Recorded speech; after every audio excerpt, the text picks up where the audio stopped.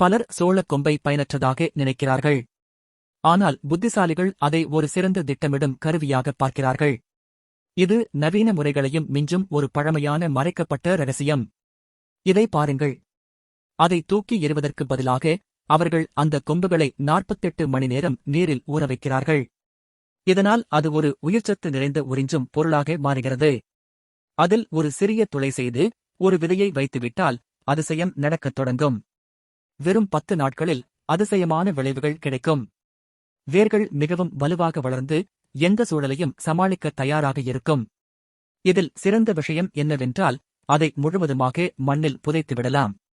இந்த பழமையான முறையால் மாற்று நடவு செய்யும்போது ஏற்படும் பாதிப்பு தவிர்க்கப்படுகிறது. அதே நேரத்தில் அந்த கொம்பு மெதுவாக சிதைந்து முழுமையான இயற்கை உரமாக மாறுகிறது. எந்த கழிவும் இல்லாமல் அதிக விளைச்சல் தரும் இந்த முறை பழமையான அறிவின் ஒரு சிறந்த எடுத்துக்காட்டாகும்.